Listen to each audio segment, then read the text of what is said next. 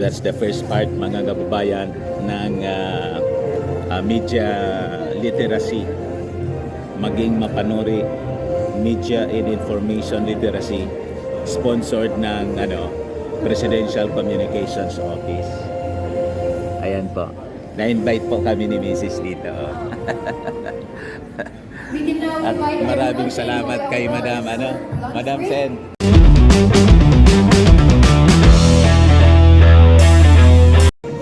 Hello po mga kababayan. Right now, nandito po kami ni Mrs. para sa media literacy sponsored by the Presidential Communications Office. Maraming salamat kay Madam Sen Danga. Nandiyan si Madam Sen. Hello Ma'am Sen. Ma'am Sen, hello. Iyan nag-invite sa akin, saka si Ma'am Pat Martin and Miss Emerald. Si Yosek. Ano po si Sek Emerald po sa? Si Sek Emerald, Presidential Communications Office po. Yan po si Ma'am Pat. Hello ma'am, kumusta po kayo? Maraming salamat sa invitation po. Ayan. Si Ma'am Pat, nandyan. Panel discussion po ngayon. Dito po ito sa New World Hotel sa Makati. And may mga questions tayo. Mag-question po ako. How would journalism continue to thrive in a society where everyone can basically become a broadcaster through the use of social media platforms? Good point. Totoo yan. Lahat ng tao ngayon pwedeng maging Si reporter. Ivan, Maynila po ng Facebook GMA. Live using their smartphone. They encounter an accident, for example, and then magre-report sila. Dito tayo ngayon. Hey guys! Ganun nila yung intro lang. Anyway, anybody with a smartphone can actually report on certain things. Totoo yan. Dumadami sila and up to a point parang nawawala ng trabaho yung mga actual reporters and journalists. But I think it is in these times na marami ang mga uuso na ganyan that journalism must thrive. All the more journalism must thrive. Because one thing lacking about those other, I'm not saying that it's a bad thing. Si Ma'am Pat siya. Ang problema lang, Assistant walang Secretary accountability ng and walang Presidential vetting. Communications For example, Office. very basic example. Marami dyan mag-live siya. The Facebook live siya or whatever live. Nagsasabi siya ng mga bagay based on what he or she sees na hindi vetted. Halimbawa, aksidente. Naku, ang dami pong patay. Nakita mong nakahiga. Sige, baka may dugo. Pero sure ka patay. Sometimes it tends to be alarmist. A trained journalist will not do that. He will tell you what you see, pero alam mo, qualified na ang information. So I think people are discerning enough to want to actually listen to verified information from trained journalists. So, like I said, all the more that journalism, sound journalism, must thrive in a time when people are actually practicing journalism, but under less stringent standards. We can't use those words. Thank you for that, Sir Juan. Just a follow-up question. So, as a citizen, for example, we can, of course, journalists and the private media, we're all humans, we all make errors. So, what does the private media do when, for example, citizens point out some misinformation or disinformation that was reported by the private media? It's not unusual for a private media organization or mainstream media to issue an erratum. Because that is what accountability is about. May i-report ka, you find out later, or somebody points out that it's wrong or inaccurate. What do? Alam ka naman panindigan mo yung mali. So being a credible media organization, one way to maintain that credibility is to accept mistakes when a mistake is identified. So, there. So, guys, I hope that you've learned so much, because I've learned so much from Sir Ivan. May we ask from panel your comments on the answer of Sir Ivan? Well, given that I was formerly We were former colleagues in we were GMA. former colleagues in GMA, I would have to agree with what he said. And I would see a lot of people online, nandito tayo ngayon sa ganito, sabi nga ng iba, diba? And as a former, hey guys, I'm here right now. As a former journalist, it pains me. It pains me to see how not serious journalism is taken. It's not taken seriously anymore. And as Ivan said, journalism, there's a vetting process in journalism. You are sure that whatever comes out on the legitimate media, okay, legitimate media has been fact-checked, has been verified, has been cross-checked 2, 3, even 4 times before it's out. So we are sure that it is true, it is correct, it is accurate, it is factual. And if ever, as he said, people make mistakes, then there is an erratum, and we own up to the mistakes. They own up to the mistakes. Thank you. So I guess the takeaway here, the key takeaway here is there should be accountability. Yes. Thank you so much, Risha. And so let's move on to Google. So Attorney Eve, nowadays, people use YouTube as a platform.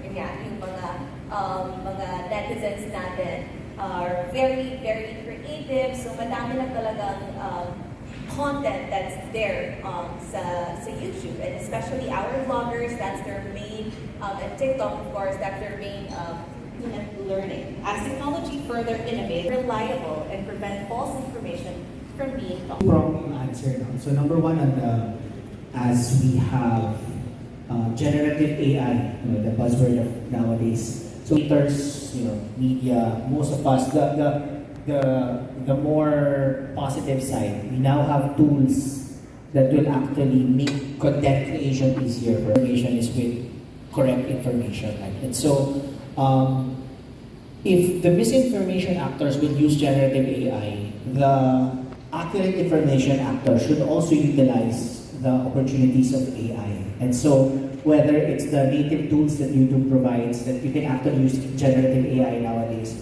or even third-party tools, let's really maximize that. So what's an example? So an example would be translations, right? So a normal content creator would normally be restricted or limited to the languages or dialects that that creator can make. And so kung English and Filipino lang yung alam niya, yun lang yung content niya. But with generative AI nowadays, you can now have the ability to create content in numerous languages and numerous dialects. And so by tapping into that, your positive content, your verified accurate content can now spread or can now reach more people in a very efficient way. Na hindi mo na kailangan matuto ng dialect because there are now AI tools that will allow you to create content in numerous languages and dialects. So that's on the positive side. On the negative side, of course, we all expect with the advent of generative AI, there will be a lot of misinformation, disinformation content because it's super easy to create nowadays, right? And so, on the part of users, educators, it's really important for us, number one, to report content when we report it. That's whether you're an individual. At user level, I think one of the things I've seen is that we should not subscribe. You should try to listen to both sides, but we know are intentionally created to spread disinformation. And the more people subscribe to them, the algorithm, we should thumbs down, not subscribe to entities that we know are really created to spread disinformation so that we don't, in a way, inadvertently support that. And so that's one of the lowest hanging things that we do. We'll do our part with technology, with AI and machine learning to help low quality misinformation content. But ultimately, it's really a collaborative approach, with all of us in the room. And really, especially nowadays with the advent of AI, it's so important. Media and information literacy is so important. It's really difficult. So MIL is our number one tool. So follow-up question, I think, regarding the thing he said about not to subscribe to the actors who are intentionally posting misinformation and disinformation. So we know that YouTube has community guidelines, right? So, and we also don't want to, because at the end of the day, there's freedom of expression, right? So what do we do about, what does YouTube or Google does to stop these actors, to stop these bad actors? So like, for example, if I can not subscribe to them, but some people might still subscribe to them. So what do we do to help these people that are still, do we take it down? What does YouTube do? So that's putting free speech, super important, right? Globally, with preventing harm. It's really the line that we have to thread. And so, as I noted earlier, there's certain types of misinformation that are definitely not allowed on our platform. But definitely I would say that there are some things that we might disagree with, we might think are wrong, we might think are inflammatory, but as long as they are within our community guidelines, it was there on the platform. We may not like it personally, but at the end of the day, that's the balancing act that we have to do with having a free speech platform. And so, so if a content violates our community guidelines, definitely it will be removed. It could be demonetized. So one of the things we also do is to demonetize. But at the end of the day, one of the byproducts of having a platform that democratizes speech is there will be content that you don't agree with, you don't like, you feel like this should not be on the platform, but as long as within the community guidelines, it still will stay on the platform. Thank you for that clarification. So that's the key takeaway, guys, with the community guidelines and the social media platforms that we are using, right? And it is also our job to filter the information that we see on our platform, on our own accounts, on our own, so for example, if I have Facebook, if I have YouTube, if I have TikTok, if I don't like the content, if I think this content is fake news, it has misinformation, but it still goes with the community guidelines. It's up to us to discern, diba? If we like that information, if we want to see those kind of content, and then so I hope I got that right, attorneys. All right, so let's move on to the TikTok. Sir Top Rada, TikTok has taken the world by storm, especially during the pandemic, for sure, especially in the Philippines. So who here uses TikTok? Don't be shy, guys. I know you use TikTok.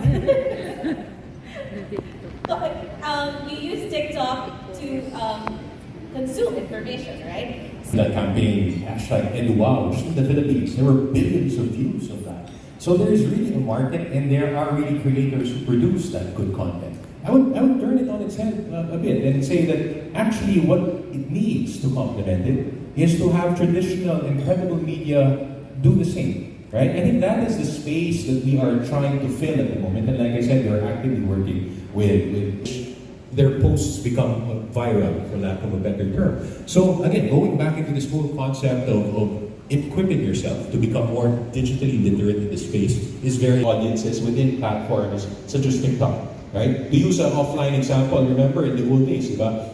Alam niyo naman, pag nagbabasa kayo ng newspaper, alam niyo kung ano yung mga credible newspapers eh.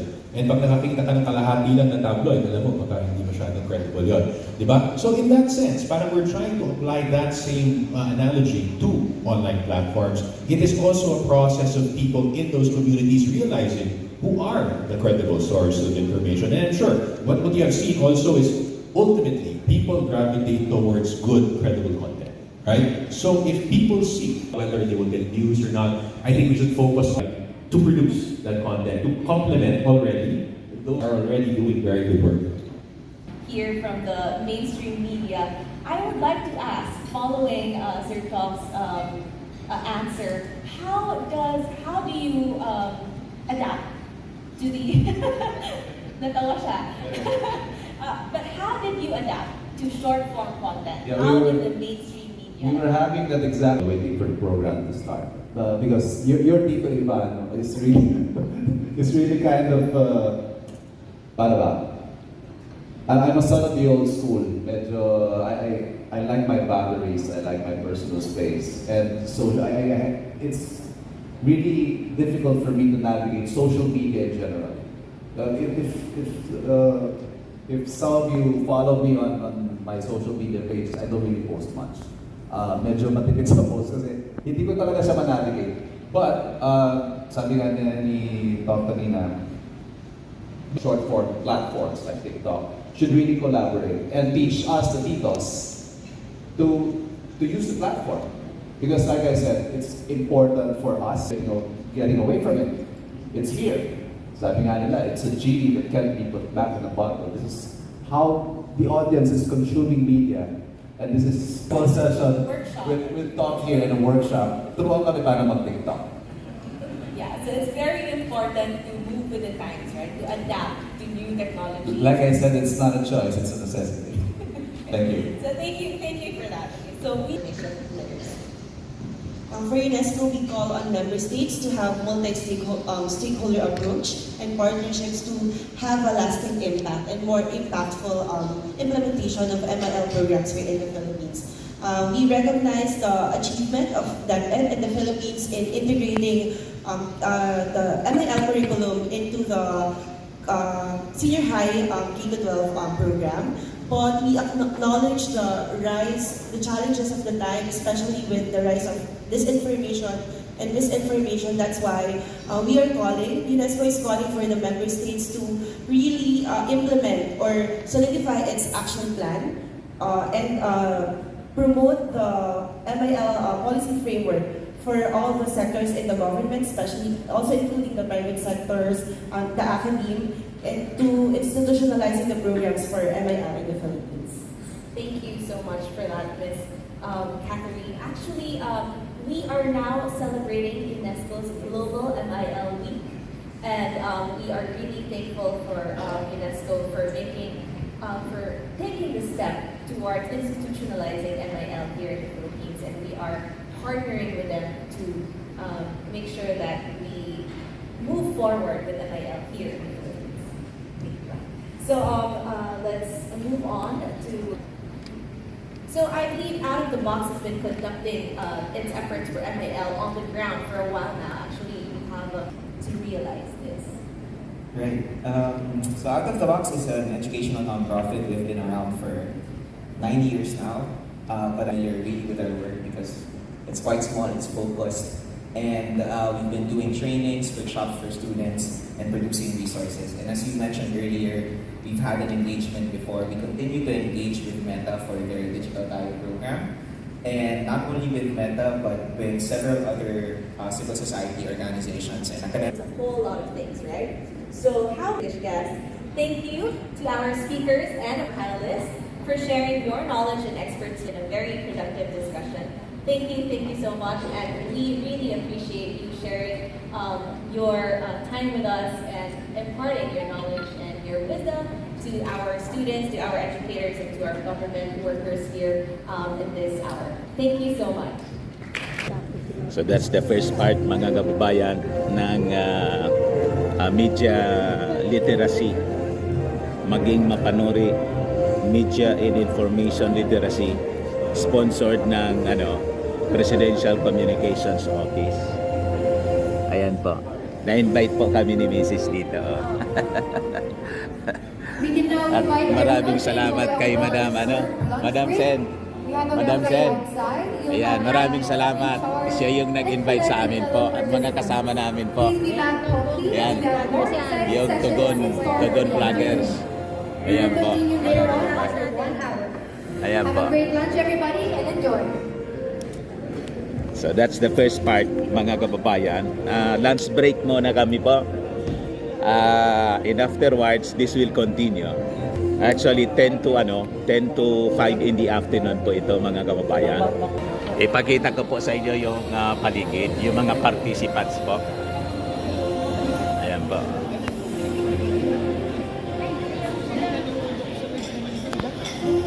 Sila po, mga kababayan.